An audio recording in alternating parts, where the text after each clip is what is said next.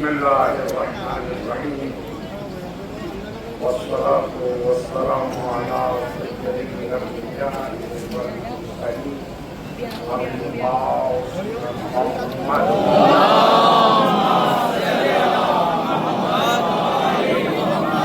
بیتہ الطاہرین الطاہرین واصحابہ۔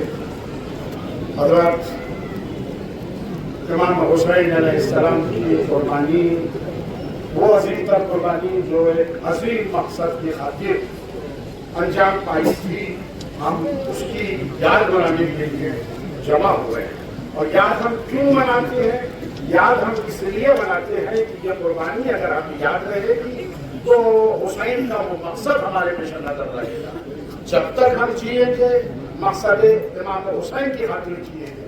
کربلا میں امام حسین علیہ السلام کوئی نیا کارنامہ انجام نہیں دے رہے، کربلا میں امام حسین کوئی انوکھی چیز نہیں کر رہے۔ خود اپنے ایک خط کے اندر جو آپ نے محمد حنفیہ کو لکھا اس میں آپ فرماتے ہیں کہ انما خرجت لطلب الاصلاح فی امت جدی اريد ان اامر وانهى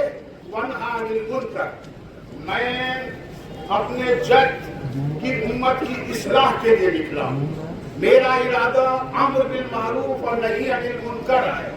حسین کا ہدف اس کے علاوہ اور کچھ نہیں تھا، حسین امر بالمعروف کرنا چاہ رہے تھے۔ جو برائیاں سماج کے اندر پیدا ہو چکی تھی ان برائیوں کے خاتمے کے لیے حسین اٹھے تھے۔ یاد رکھیے، دیکھیے جب تک برائیاں نچلے طبقے میں ہوتی ہیں یعنی عوام میں ہوتی ہیں، عام لوگوں کے درمیان ہوتی ہیں، انہیں مٹا دینا، انہیں ختم کر دینا آسان ہوتا ہے، لیکن یہی برائیاں جب حکومت کے اعلیٰ سطح کے اوپر ہوتی ہیں، حکمرانوں کے اندر ہوتی ہیں، جب حاکم فاسد ہو جاتا ہے، اس وقت جو ہے اس برائی کو ختم کرنا آسان نہیں ہوتا ہے۔ حسین اسی مقصد کے لیے، اس چیز کو حاصل کرنے کے لیے کہ امت کے درمیان اصلاح ہو، امت فلاح پائے، کہ صحیح راستے کے اوپر باقی رہے۔ ورنہ عزیزان گرامی آپ یہ بتائیے کہ کیا اسلام کی تعلیمات کے اندر یہ اس بات کی گنجائش نہیں ہے کہ اگر ایک مرتبہ کوئی نظام فاسد ہو جائے تو اس کی کوئی اصلاح کا راستہ نہ ہو؟ ایسا ہو ہی نہیں سکتا۔ اسلام نے ہر مسئلے کا حل پیش کیا، اگر حکومت فاسد ہو جائے تو اس کے خلاف کیا کرنا چاہیے، یہی اسلام کی تعلیمات ہے۔ اور عزیزان گرامی حسین اس میدان میں اکیلے نہیں ہیں، امام ابو حنیفہ بنی امیہ کے خلاف قیام کرتے ہیں، امام مالک بنی امیہ کے خلاف قیام کرتے ہیں۔ اگر اسے جرم سمجھا جائے گا تو سبھی کے لیے جرم سمجھا جائے گا، لیکن ہم جانتے ہیں اس چیز کو، یہ تینوں شخصیتیں بزرگوار شخصیتیں، اہم شخصیتیں اور اس امت کی برجستہ شخصیتیں، انہوں نے ہمیں تعلیم دی ہے کہ ظلم کے مقابلے میں کس طرح سے آیا جاتا ہے اور ظلم کا مقابلہ کس طرح سے ہوتا ہے۔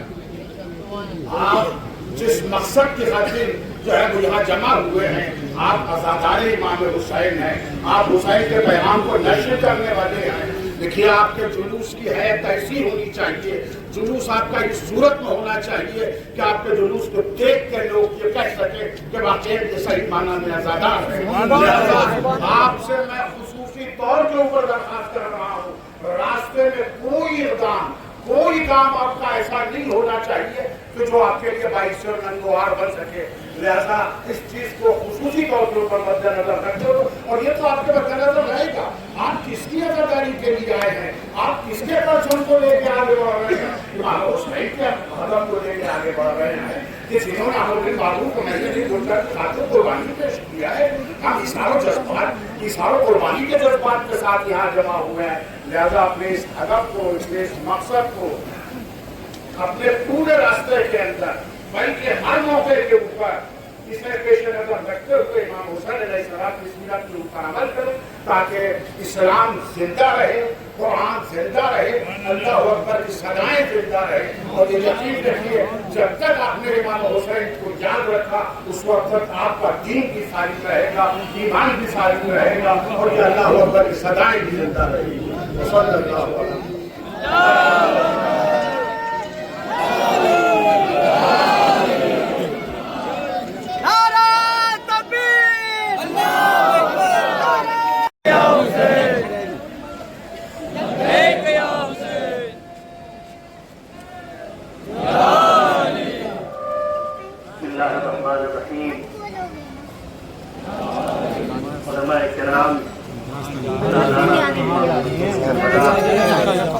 یہ ہمارے خبردار تشریف رکھتے ہیں، اس لیے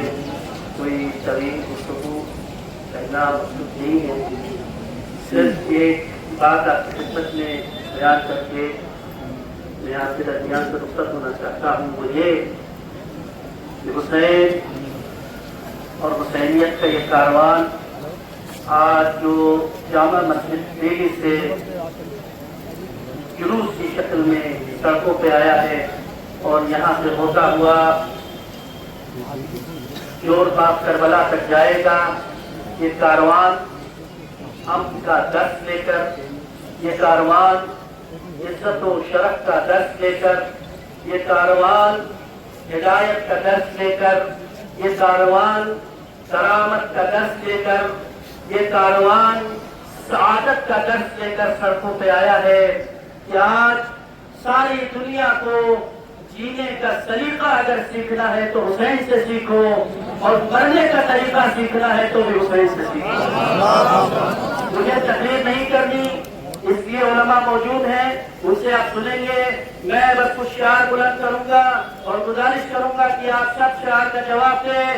ہے ہماری درسگاہ کربلا کربلا، حق کا سیدھا راستہ کربلا کربلا، شہادتوں کا راستہ کربلا کربلا، شہادتوں کا راستہ کربلا کربلا، انبیاء کا راستہ کربلا کربلا، عاشقوں کا راستہ کربلا کربلا،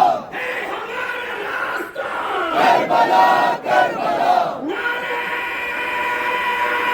نعرہ حیدری۔ جزاک اللہ مولانا طیب، جزاک اللہ۔ الرحمن الرحیم وبه نستعین انه خیر ناصر و معین وصلی اللہ علی محمد وآلہ الطیبین الطاہرین۔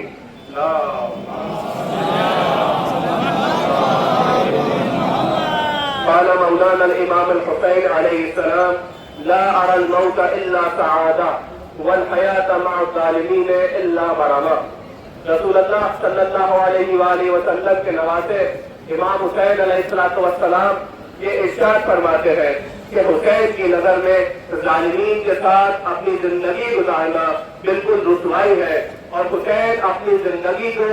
نہیں ایسی برداشت کرے گا جو ظالمین کے ساتھ ہو۔ حسین کی زندگی ایسی ہے کہ جو حق کے ساتھ ہو اور مظلوم کے ساتھ ہو۔ اگر ایک لمحہ بھی ایسا ہو کہ جس میں حسین کو ظالم کا ساتھ دینا پڑے تو اس سے بڑھ کر حسین اپنی جان کو اپنی ہتھیلی پر لے کر آ جائے گا اور ہمیشہ مظلوم کے خلاف کھڑا ہوگا اور ہمیشہ ظالم کا مقابلہ کرے گا۔ ہر موقع پر امام حسین نے یہی فرمایا، اگر امام حسین چاہتے تو مدینے میں اپنی زندگی بڑی آسانی سے گزار سکتے تھے، وہاں پر زندگی گزارتے، عیش و آرام کے ساتھ رہتے، اور یزید یہی کہتا امام حسین آپ یہیں پر رہیے لیکن کبھی بھی ظالم کے خلاف اپنی آواز کو بلند نہیں کیجیے۔ لیکن امام حسین نے ظالم کے خلاف اپنی آواز کو بلند کر کے یہ بتایا کہ حسین کسی قوم اور حسین کسی ملت کے لیے نہیں ہے، بلکہ دنیا میں جہاں کہیں بھی ظالم موجود ہے حسین اس کے خلاف کھڑا ہوا ہے، اور آخری لمحے تک حسین دنیا میں جہاں کہیں بھی ظالم ہوں گے اس کے خلاف کھڑے ہو کر قیام کرے گا۔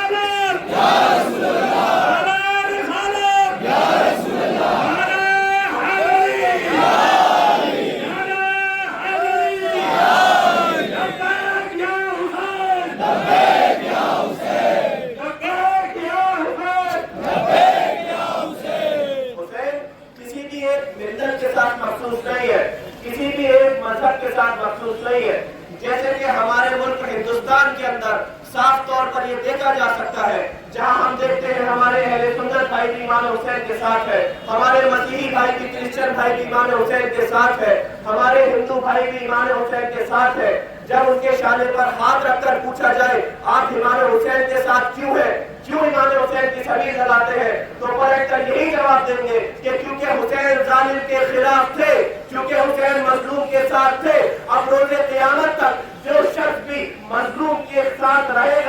اور ظالم کے خلاف رہے گا تو یہ حسین کا صدقہ ہے کہ روز قیامت تک حسین اس کا ساتھ دیتے رہیں گے اور مظلوم کے ساتھ رہیں گے اور ظالم کے خلاف کھڑے رہیں گے.